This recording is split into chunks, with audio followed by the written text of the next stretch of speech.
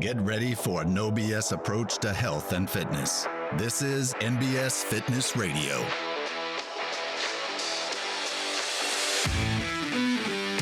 What's up? Welcome back to NBS Fitness Radio. I am here with Randy Grierson. Randy was my college football coach at Delta State, a huge influence on my life. I'm super excited to have him on this podcast. Randy's background, he played college football. He was actually a center on the national championship winning team at Delta State. He was obviously a coach at Delta State for a while. He's also has been involved in the high school arena for, 10 years now? Yeah, 12 years. 12 years. So, yes, sir. I thought he'd have a really good perspective on our topic this month, which is athletic development, because he's been an athlete, he's coached athletes, and he's been at different levels. So he's gotten to get to see it from a lot of different point of view. So, Randy, welcome to the podcast, brother. Thank you for coming on. Thank you for asking me to do this. Never done this before, but we're going to have fun with it. Is your first podcast? First podcast. I've never even listened to a podcast. I know sometimes on my phone I hit the podcast button. I don't know what I hit, but I've never listened to one. So this is my first rodeo listening or doing. So all right. I love it. Let's rock with it. Okay, cool. So, Randy, talk to me about first being a college coach. When you were recruiting kids, what kind of things were you looking for in athletes? What are the things that you said, you know what, this isn't something I can teach. This isn't an area I can develop them in, but these are the areas I can. So kind of talk through that, what you were looking for in athletes.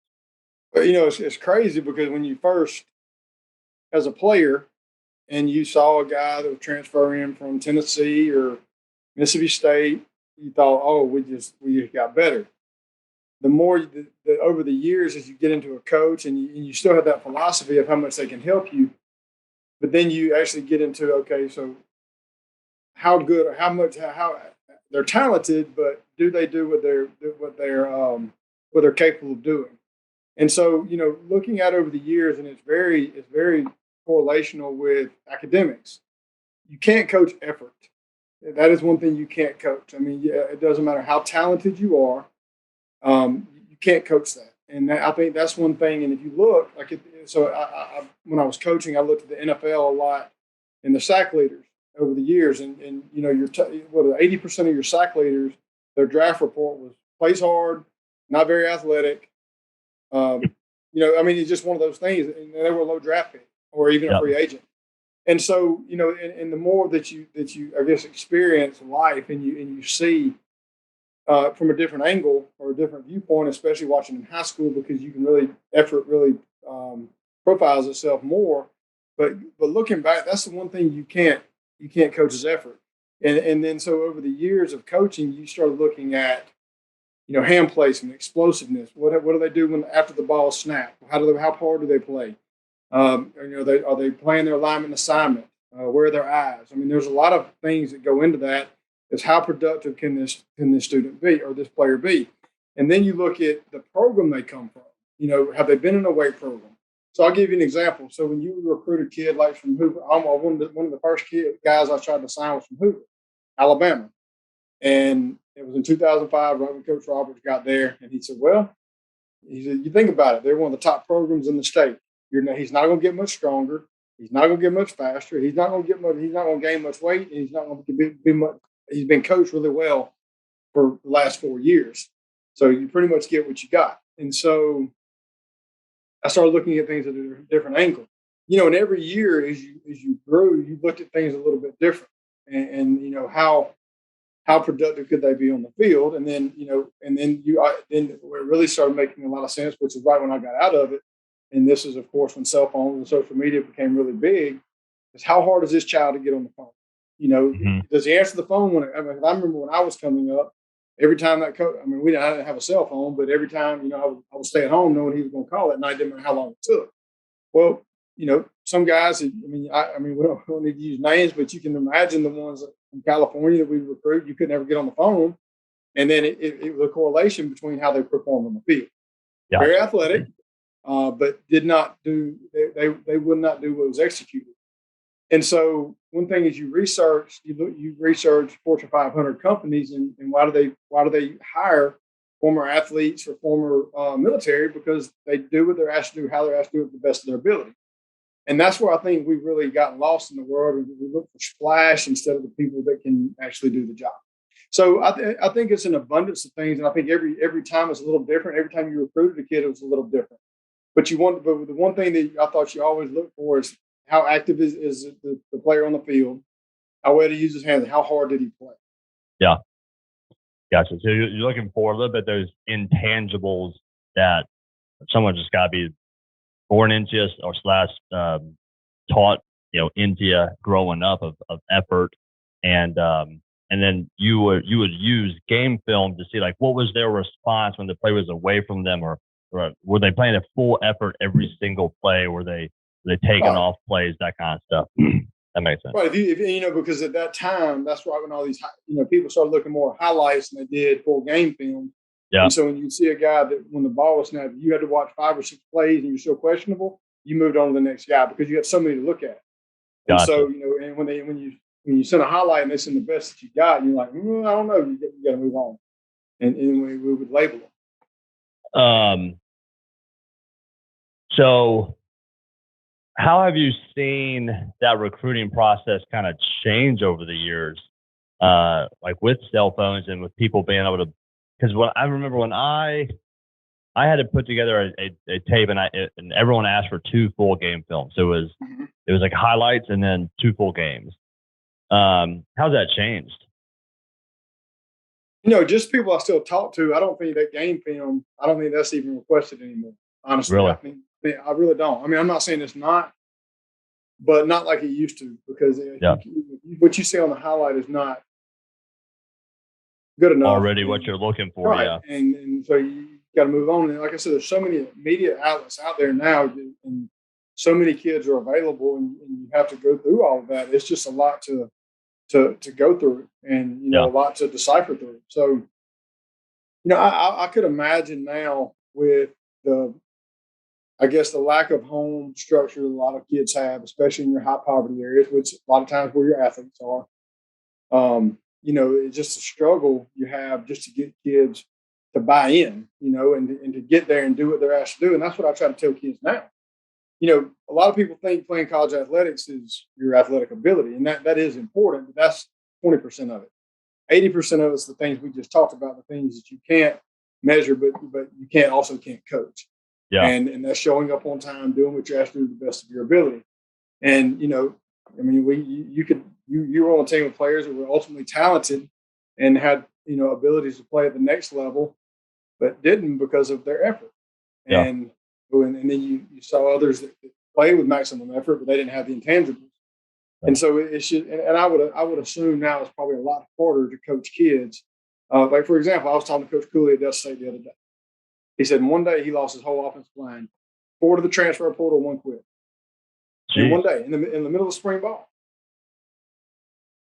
I mean, that's just, and I can't imagine how that is. I mean, how that is right now with kids leaving to go be a backup at SEC school because they can make $50,000. Well, you take a child that comes to school that's never had 2 pennies to rub together, and you tell them, "Oh, I'm going to pay you $50,000, and you're going to go in the SEC." They don't see starting; they see $50,000 they've never seen, and they're gone. Yep. And I think that's teaching kids how to be. I worry about that carrying over into life, and so much about football is we used to talk about is applicable. I talk to kids now about letting football, using football as a way to better their life, and where we are, there's never been expectations whatsoever. I'm talking about from teachers. The expectation was showing up for a teacher. Yeah. The expectations on children is have a pulse. If you have a pulse, you're going to graduate. I'm not. That's not an exaggeration. So of course, I kick over ant beds every day, and I make people uncomfortable.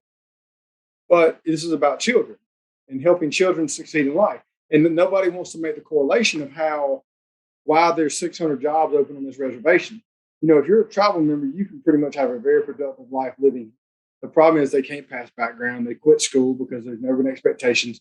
And 74% of our kids that go to college quit in the first year because they don't go to class. Because you look, we had a kid last year who had 76 absences as an honor roll student. I mean, okay, why'd you even come in? You're going to be an honor roll student, just don't show up at all. But that's been the mentality. And so, of course, that's changed a lot. And it's made a lot of people, because change is always hard, especially when it's changed that requires more accountability. But, I mean, it is what it is. Yeah. Yeah. It seems like a lot of those things become decisions that are short-sighted. They have positive aspects in the short term, but then undercut the long term. So passing a kid who isn't really qualified yet, yes, it gets him a high school diploma, but it hasn't prepared him for anything further in life. Going to an SC school and making your making the money to be a backup is nice, but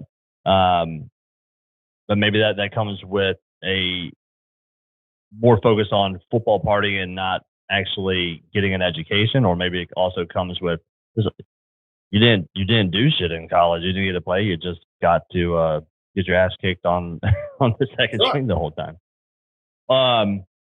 What are some of the questions you would ask? So at some point you kind of like narrowed it down. What's some conversations, questions? What are you looking for when you're talking to an athlete to say like, okay, this is the type of person I would want on my team? What's your plan? What do you want to do after high school? And that's talking to a student. That's talking to a student athlete. What's your plan? And they say, I want to go to, okay, what do you have to do? What does it take to get to college? And then when they don't have an idea, that tells you pretty much how they approach things, because they put no plan in place. Have you taken the ACT? No, you want to take it? I don't know. It's a dream without a vision. And that's what you get a lot of times. Like I said, especially because everywhere I've worked has always been high poverty. So you have very little home environment. And, I still remember to this day that one of the smartest kids I've ever had, she got a job as a senior year. This was 2015. She got a job as a senior year working at Wendy's. Well, that was her income for her family outside of what the government provided. And she wanted to go to nurse, be an RN, work her way through, get her BSN, and go to medical school. She's still working at Wendy's because that comfort. And I'll tell you what really gets a lot of kids, and I've studied this for the last 6 years, and I don't know if there's a term, but I call it the gap. The time when they graduate high school to what's next. Yeah. I can't tell you how many kids I signed in high school, and they may have been a walk-on, they may have been a low scholarship, but they never showed up. Yeah. And so that gap catches them. They don't have a vision or a plan on how to get to the next phase. And so that's why, if you look from an academic side of it, even the athletic side of it, what do a lot of high schoolers do now? High school kids, when do they sign? They go there in January. They graduate a semester early, and they go. That's where that's coming from. That's the motivation behind that. Well, that's the same motivation from an academic standpoint of dual credit. Kids start college career while they're still in high school. They've invested something that they continue. What happens is when you take kids from high poverty areas, they don't ever start. They don't do their financial aid, and they never get started. And then next year, January becomes never. And so what's really a disadvantage to our kids is our tribal member kids can go to college as long as they want to for free. They don't pay a dime ever. I mean, they can go to. We just had one graduate from medical school, did not pay a penny ever to go to school. Because then let me kind of give some framework behind this. Like, right, you are a superintendent for a school district and it's part of a Indian reservation in Mississippi. Yes. And so because they're part of this tribal community, they get government grants, scholarships to go to college. Right. Yeah. And it's an endowment that, like I said, we have people here that work on their PhDs and never paid a dime to go to school. And I mean, I'm talking about from living expenses, everything. And that's why I see, there's so many opportunities for these children, but they are provided. You think it becomes a condition of the brain. You do something for so long, and to change that, it's very difficult, because they've known this from the time they were in kindergarten. All they've known is they show up when they want to, they get what they want to, and they pass, and their life's good. Okay, let me ask you this then, because I think it's what I've seen, and in some cases, you do see it work out. I think I've seen it probably not work out more times than I've heard about working out. But the ones that work out are the ones that make get the attention. But like a coach will bring someone on who maybe doesn't have some of those intangibles, and kind of come from the standpoint of like, well, we're going to help them kind of figure life out. It's like they've got the athletic ability, but maybe they don't have the character, and some of those intangibles we talked about. Do any cases come to mind where you're like, this is the time where it did work out, this is the time where it didn't work out, and it didn't work out, and like, I don't know, things that you looked for or would have done differently? Just expand on that a little bit. Oh yeah, just going into administration, you see things from a whole different perspective, and you see how they make sense. And and looking back on you looked at that hope of someone that can perform, that has the ability to perform, that didn't perform it, but you always had that hope they would flip that switch. And looking back on it now, you're like, that's. I'll give you a prime example. When I first started coaching, I had a kid come from Arkansas. He was a transfer, and because he came from Arkansas, he started as a true freshman. He's the guy. Well, he wasn't the guy, but I pretended he was a guy for a long time. And in looking back, like that prime example, I guess is where it started.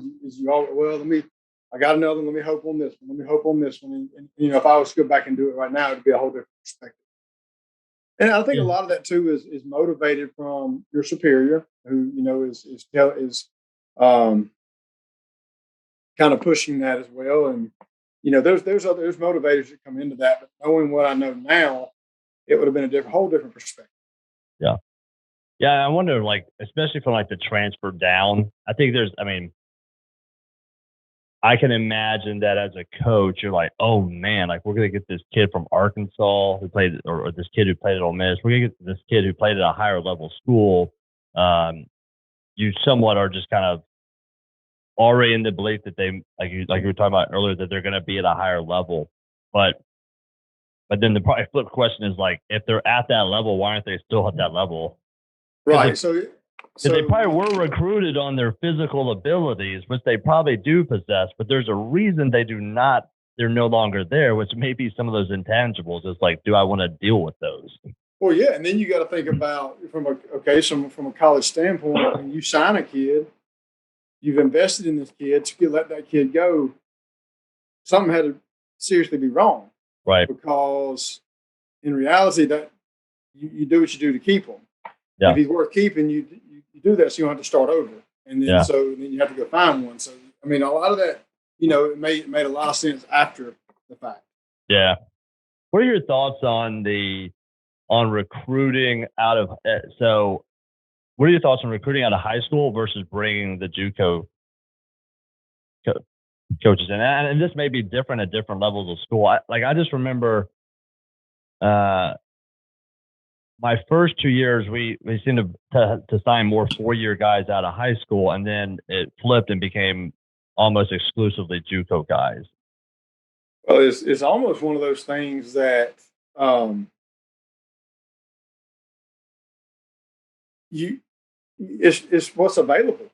Yeah. Honestly, a lot of times when we may have gone to 4-year, there may have been 4-year kids available, or there may not have been any JUCO kids available. It's you sign the best you can with what you got, and and depending on the program, knowing how they were coached is important. It was a big deal. And then also, but again, going back and thinking, when I talked with this kid, was he hard to get on the phone? Is that going to be the same way when I try to get him to perform on the field? Is he going to be non-responsive? When I got to get into breakfast check, is he going to get on? Is he going to get their study hall? Is it going to be is it going to be a carousel?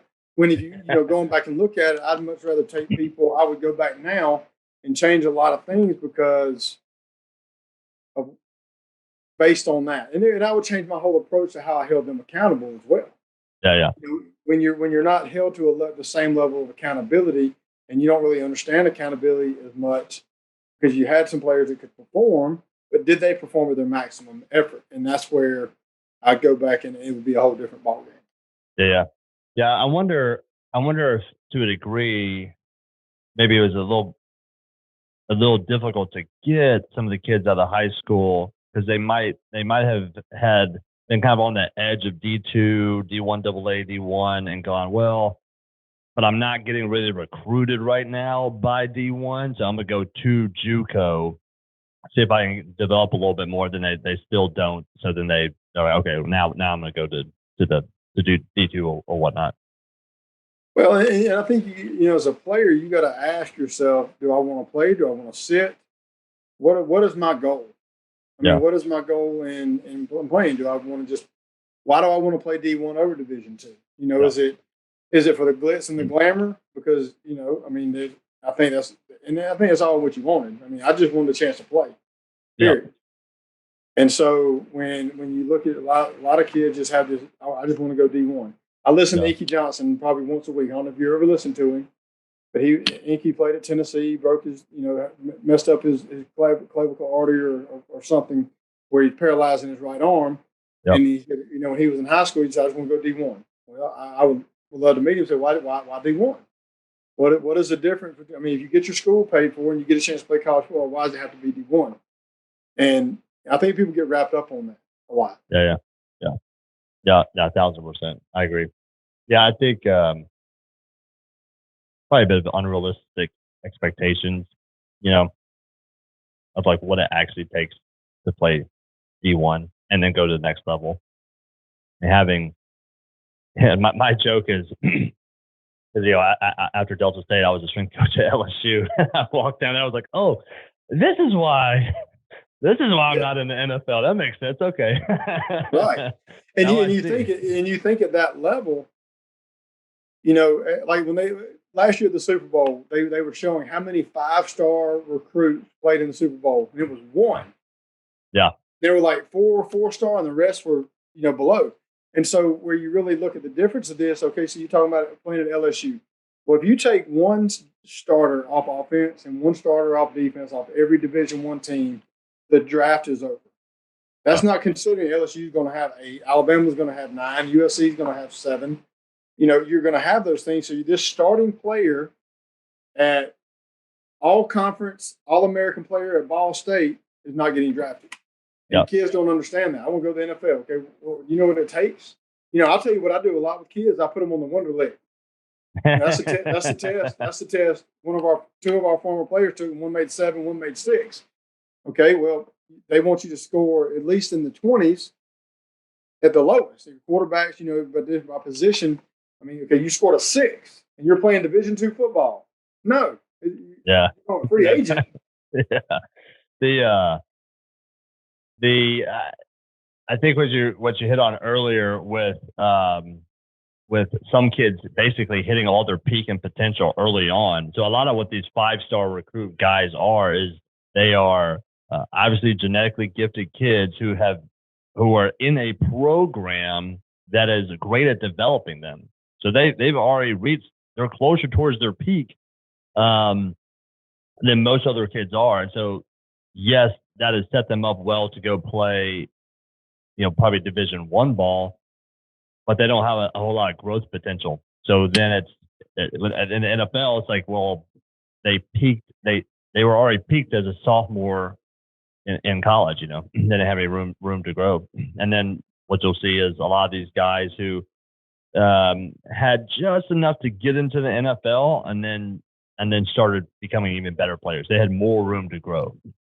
Well, and you think the average player of the NFL is 3 years, 4 games, 3.5 years is roughly an NFL average player. Okay, that's barely over the retirement requirement. But I'll tell you, over the years as a principal, I've had 4 kids that were dandy dozen. That means they're the top 12 football players in the state of Mississippi. Yeah. Okay. And so one was 2010, one was 2011, one was 2016, and one was 2018. Not a single one of them played a down of college football. Really? One was an Under Armour All-American. He played in every possible All-American game you could imagine. He had everybody and their brother paying him, offering him. I mean, he signed with Auburn. He missed 17 of the first 18 team meetings.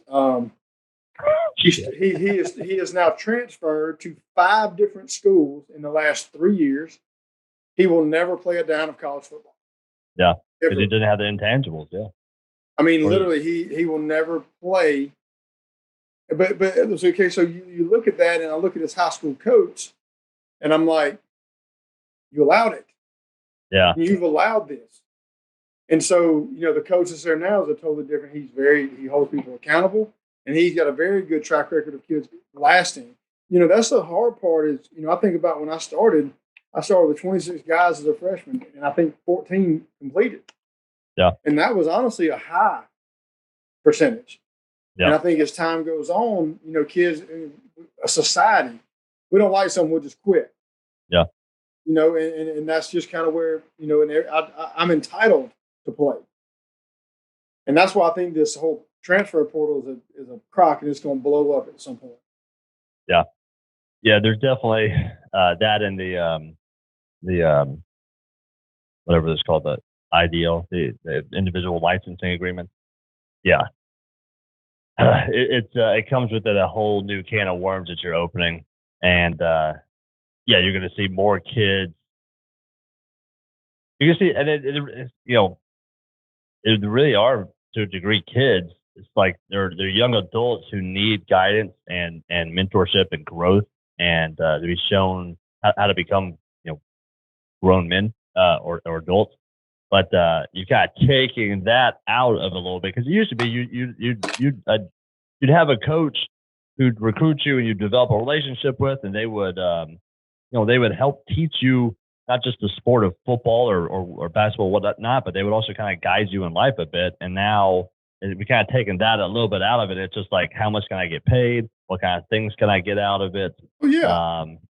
What kind of social media presence am I going to get out of this thing? But yeah, it probably sets kids up. Again, it's very short-sighted and probably hurts them in the long run. Well, but it's kind of like lifting. Okay, I'll relate it to this, or we can relate it to academics. If there's not a foundation there, it's not going to last, and it's not going to be sustainable. I don't care how smart or how gifted or how strong a kid is. He's never going to reach his potential if he doesn't have a solid foundation, because at some point, life, football, school is going to hit that child in the mouth, male or female, and do they know how to respond? I use my wife for an example, because she grew up with a silver spoon in her mouth, never worked for anything in her life. The first day of work, somebody smarted off to her, and she was a manager, and she called me crying. I said, I told you. Because you don't know how to respond to that. And that's where I think, that's where a lot of our kids are really missing the boat, is they quit because they get yelled at or they get cussed at. I mean, I can't tell you how many times, where you talk to this kid wrong. Okay? And do you think when he has a job, somebody's going to get on him when he's wrong? You're going to be there to save him then? And people, that's just everybody gets a trophy. I showed up. Where's my trophy? Yeah. I told my child when she plays softball, do not accept that trophy. Parents said, "You wrong for that." Well, she didn't do anything to earn it. She struck out 15 times. No, she didn't deserve a trophy. We got to learn to disappoint our kids in life, because life's going to disappoint them at some point. Yeah, you got to learn to lose a little bit.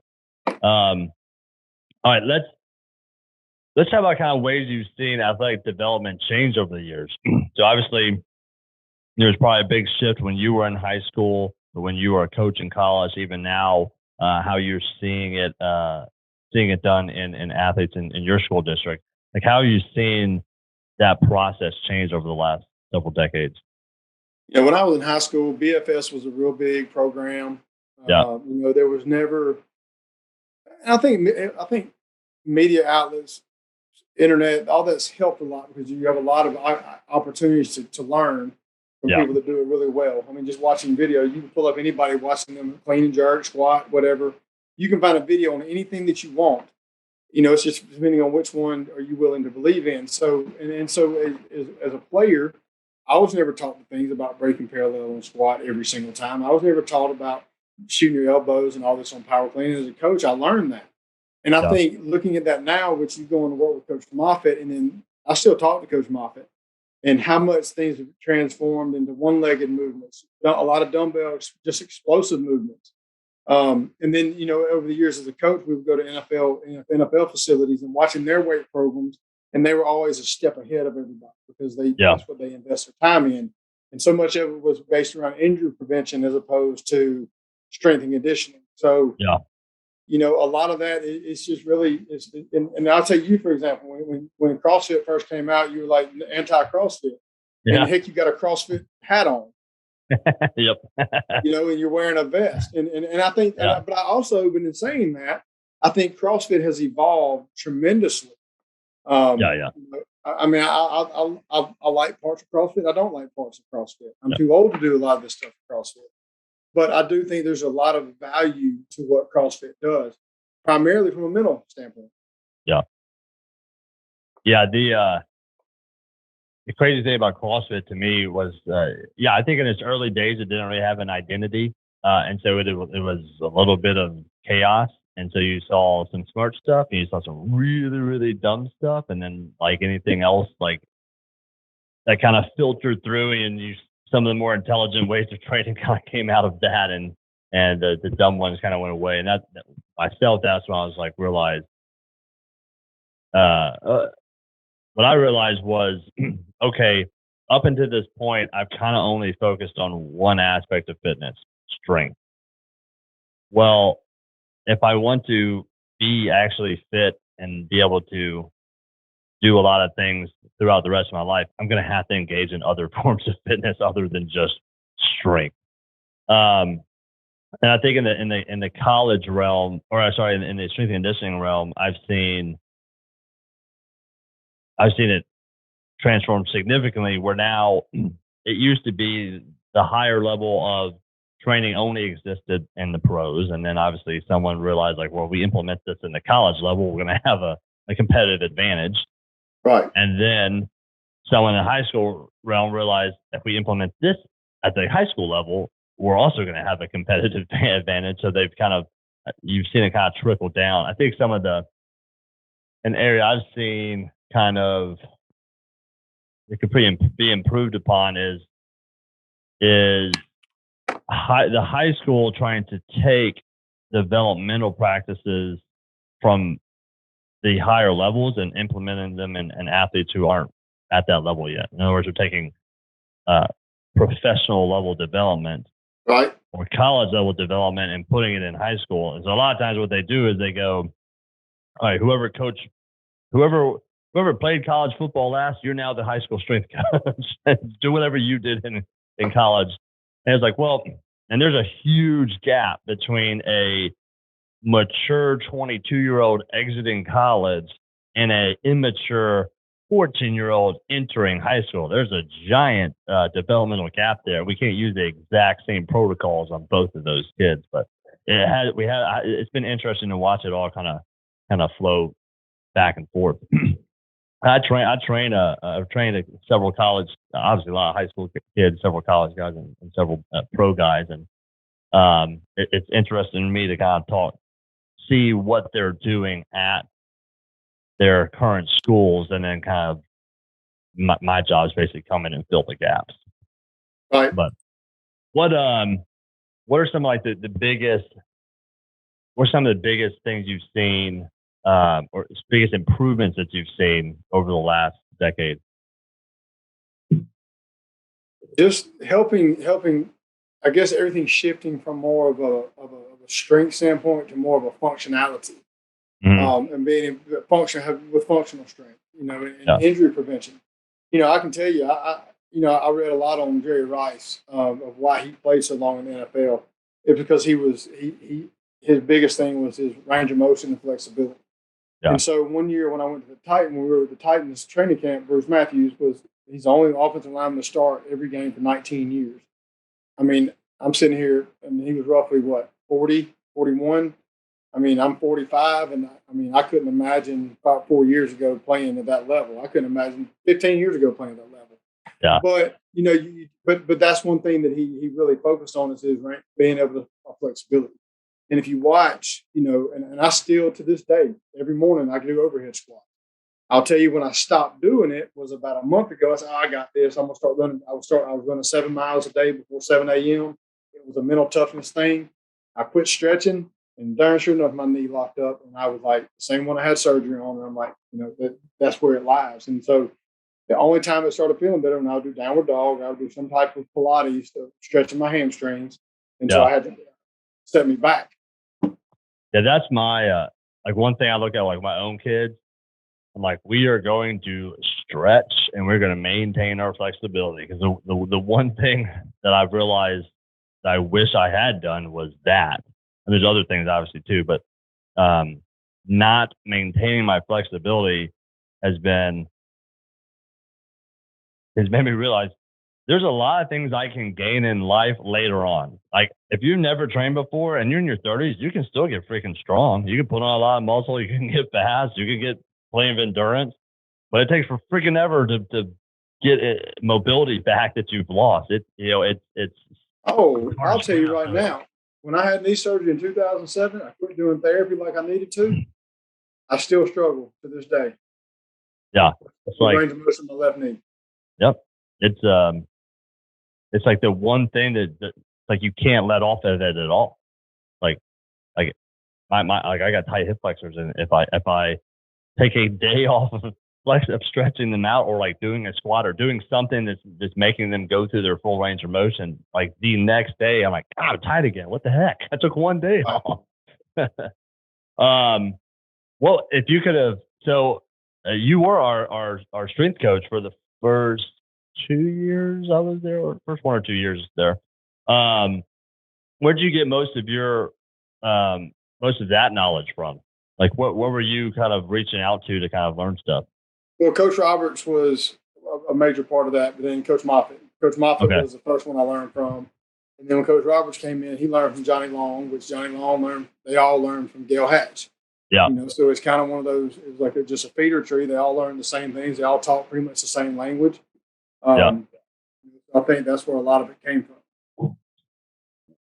Do you, looking back, do you think you'd still put as much of an emphasis on Olympic movements, or you do more? Like, where you're at on that? I think it would be more of my favorite exercise is dumbbell snatch. By far. Because it's a lot less stress on the shoulder, but it still teaches the same movement. Or it's a lot less stress on your wrist and everything, but it teaches you the same movement of what clean is intended for. Yeah. I don't know that you have much more of a difference in catching a bar in the squat, as opposed to pulling the motion of a clean and then just going to do front squat. I understand there's some changing direction parts that can strengthen your core, all those kind of things I think are important, but I don't think volume is as important. I think when you want to work volume, you have exercises that are designed for volume, and you have some that are taught for explosiveness. And which I don't see it a whole lot more. I don't see it, and I don't study it like I used to by any means. But just knowing that and watching, the different movements, I think CrossFit has a lot of benefits to players, and I know there's programs that's what they focus on. Not necessarily 100% CrossFit, but they do a lot of that as because 20 minutes you can do a whole lot. And can wear some people out. Yeah. I think because I came out obviously out of Delta State and then went to LSU and kind of took a lot of that like Olympic lifting heavy focus with me. And then I think I realized like, man, like there's ways you get the benefits out of Olympic lifting without some of the risk, but then also without some of the necessities of a high coach to student ratio. Because I think or coach to athlete ratio. Because one of the things I realized was like at LSU, we're coaching 3, maybe 5 athletes at a time. Right. It's a super high ratio there. So like there's a lot of coaching cueing that is going on. But then at the high school level, a lot of times it's one strength coach with 50 kids. And so you can't get that eye on every kid the same, and and there's a bigger gap. Again, the gap between a college freshman and a college senior is less of a gap developmentally and usually athletically than a gap between a high school freshman and a high school senior. So using things like a dumbbell, it's like I can use something like a dumbbell snatch that's easier to coach at a high student to coach ratio, and also doesn't bring with it some of the risk to the shoulder, so on and so forth. And then I can use an overhead squat, a light overhead squat, as like a more of a mobility functionality movement, and I can get like the benefits of the Olympic lifting without having to do them exactly as an Olympic lifter would do, if that makes sense. Well, and I think also with that, I think there's two trains of thought on that. I think from a standpoint of developing cohesiveness on your team, when you have a single coach, it's kind of like Coach Roberts used to do. He would make you start counting reps, make sure everybody gets the reps. And so when you build that accountability, I think that will make sure he's dropping below parallel, get his butt down, make sure he's not spreading his feet, all those things, and you develop leadership among your players. That I think and I think that's an opportunity to do that. That's an opportunity for kids to learn about accountability, as opposed to saying, okay, we're going. And I think there's a place for that, but I also think there's a place for a time and a place for when you teach those kids about give your kids a chance to lead. Yeah. And I think you got to be. I think you got to be intentional when you do that. Yeah.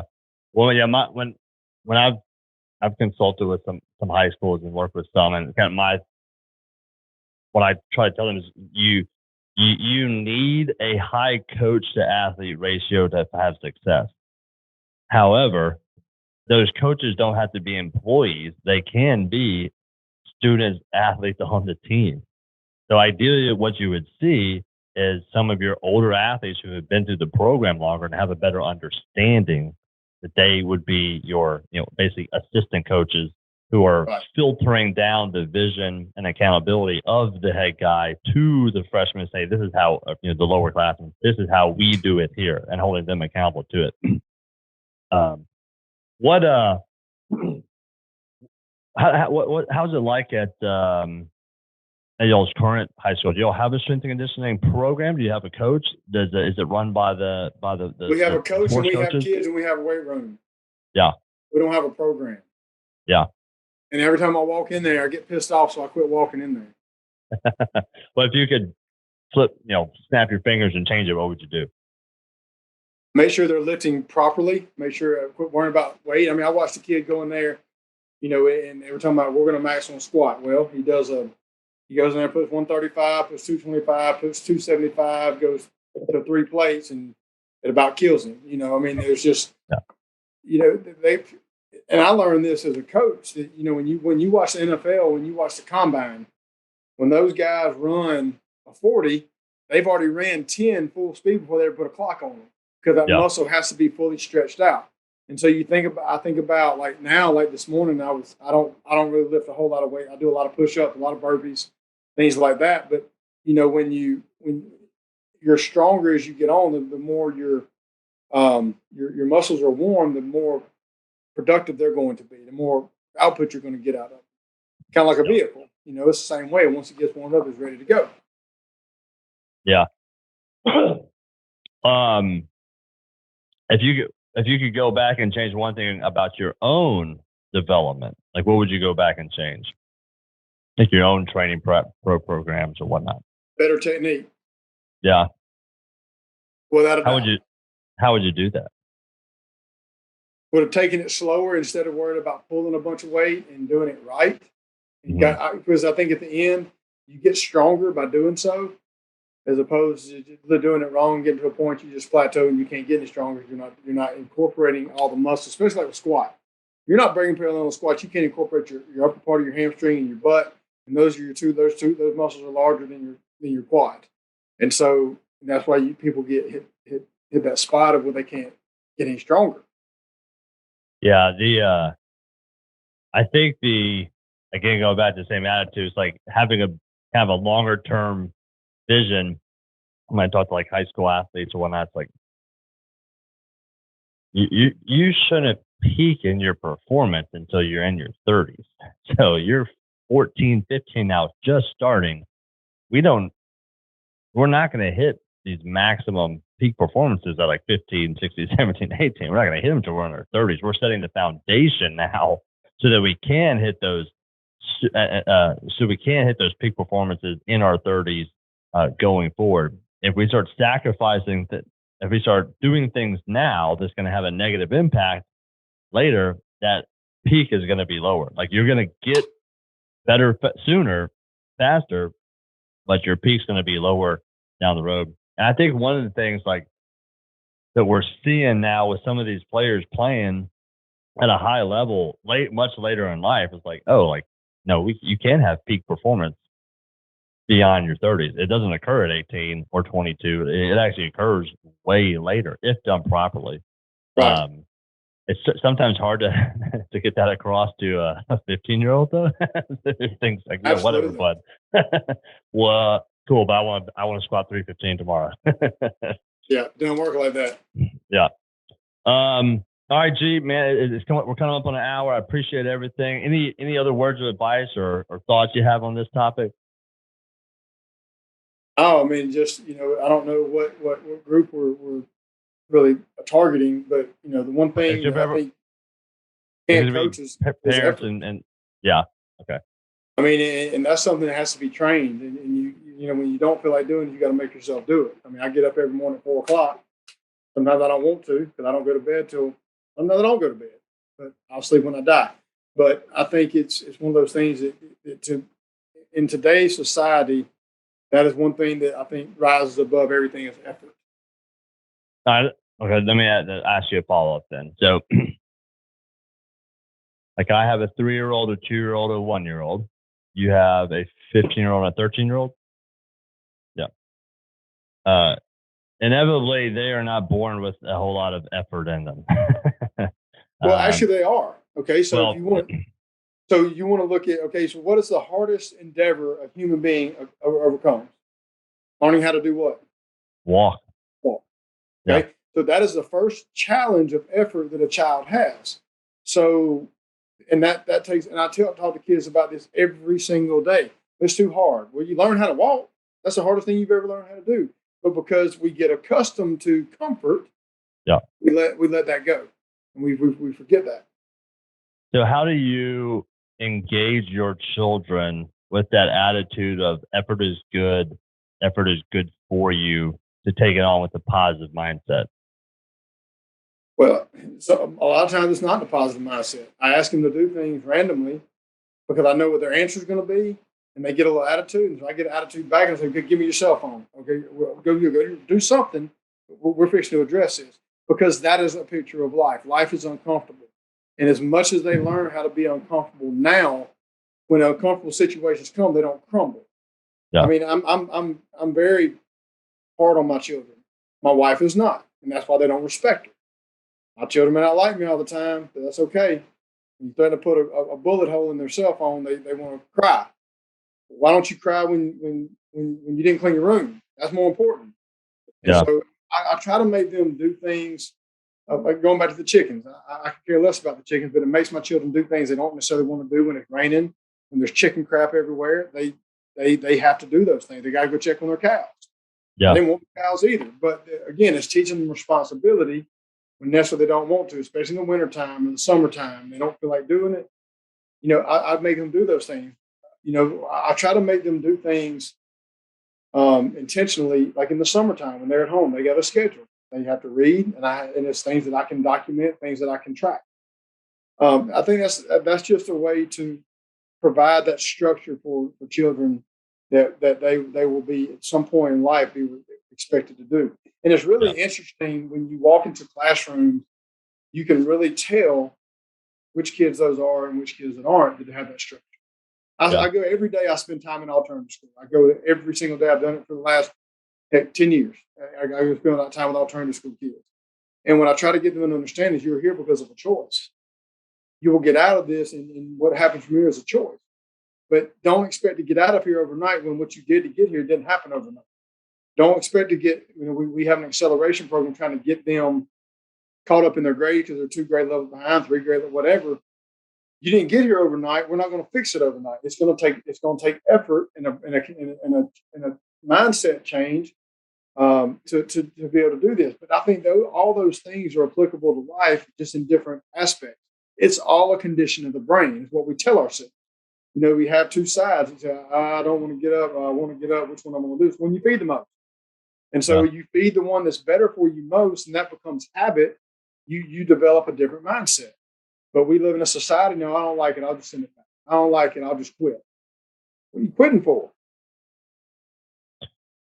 Can you share a success story of a child you'd worked with that maybe had that bad attitude and came through? Athletically or academically? Whatever your best one is. Ideally, maybe both. All right. So there's a kid that said that just played at Murray State. He's leading scorer at Murray State. Just played in the they got beat in the second round. It was a dropout. Dropped out of school. Went to his house every day. Got banging on doors. You're going to come back to school. Got him back to school. He used that as a way to go play. He was a smart kid. He had everything. He just had no structure, and he used that as a platform to better himself. And like when he texted me that morning, they were going to play. He said, "You going to watch me?" I said, "Before I answer that, are you going to graduate?" I mean, that's one thing I asked him, because I know what he said over the course of the whatever 8 years I was there. We had 64 kids sign scholarships. 4 of them used that to get a 4-year degree. So at some point, 4 out of 64 got a 4-year degree.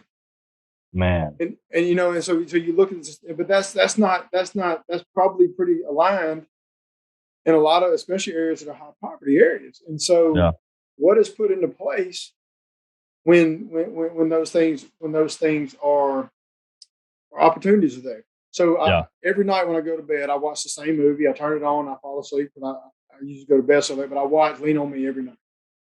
That's the one about Joe Clark, the principal in New Jersey. Well, that was kind of the same approach that I took into the school, is that you can't give them room to breathe. You've got to always hold them accountable. And that's a hard thing. I catch a lot of crap because there's always some kind of accountability. I had one about an hour. Yeah. And the teacher's sitting there letting the kids sleep in class. I said, is that helping or hurting them? What do you mean? I said, is this helping a child or is this hurting a child? It's one or the other. It's not both. Okay, it's like being pregnant. You can't be halfway pregnant, which was hurting them. Okay, so why are you allowing it? If you allow it, you approve it. So you're telling me you approve these kids to sleep in your class when the policy says otherwise. Yeah. I mean, and that's the thing, is we get comfortable because they're not. My children, for example, my daughter and my son are totally different. My son was born, he had a DVD player, iPad. Guess what? When he was born, as long as he was occupied, I was happy. Yeah. That's developed a situation with him because he's so dependent on that phone. And it's no different than a dependency on a drug or alcohol, or drugs or alcohol. That dopamine that creates that dependency is the same thing that an infant has to their mother. Yeah. And so we have to understand that and actually assess that and evaluate that, monitor that all the time. All right. What about a academic success story? A young man that quit school. He threatened. He first day of school in 2014. He tried to bow up in front of the class. I said, "Well, let's give the class a show. Let's get it on." They tried to fight you. I said, "Yeah." I said, "You said you want to fight? Well, let's walk outside and fight if you want to do it in front of them." I don't advise anybody to be a principal like I was at first, because that was an everyday occurrence. But when you got that child out of that environment, when he was running in front of all his friends, you put your arm around him and you develop a relationship with that kid. And I'll tell you that I have more relationships today with children that I start threatening to fight in front of the classroom than I do anyone. And so this particular child, he was a great track runner. He was running 50 or 52 in the 400. Horrible home life. Quit school. Mama had cancer. Lost her when he was in 10th grade. Was raised by a 21-year-old that didn't have a high school diploma. Had 2 siblings at home that he was pretty much raising. And I watched that child transform from a child that fought 5 times his first year, fought 15 the year before, fought 1 time his 10th grade year, and never got another. Still to this day has not been in a fight. And that child graduated. I paid for him all of his certifications to get his diesel mechanics license, and he's doing extremely well for himself. Man, and my counselor used to tell me, Dr. G, you can't save them all. I said, but She used that quote, "You can lead a horse to water, but you can't make him drink." And I said, "Miss Holmes," I said, "I know you've been here 28 years." I said, let's think about it like this. Say you live back in the country where you grew up and you had a horse, and that horse was your livelihood. That horse was your mode of survival for travel, but that horse was you're dependent on that horse. If that horse doesn't drink water, just like us, what happens? It dies. And if that horse is so dependent on us, and if it dies, we're going to die behind it. So I don't believe in that philosophy. I believe you got to find a way to make them drink. And so often in life, we have expectations of people when they come to us where they should be. And I was no different. I thought because a child was in 10th grade, they should be able to read.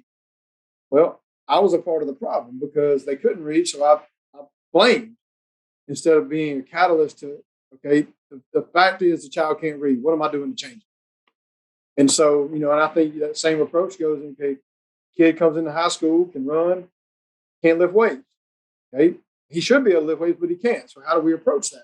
And that goes any part of life. And I have to step back sometimes and realize that, especially with our principals, because there's things they should know how to do and they should do, but they don't. But they've never been taught how. And so sometimes I have to back off and say, well, maybe I need to teach them instead of assuming they know how to do this. Yeah. Well, gee, man, that's some wise words right there. I very much appreciate it, brother. Anytime. I enjoy it. All right. Man, thanks for coming on. MBS Fitness Radio out. Thank you for listening to NBS Fitness Radio. If you enjoyed the podcast, be sure to share it with your friends, follow us on social media, and check out our website at www.nbsfitness.net. Hit the subscribe button and tune in next time for more NBS Fitness Radio.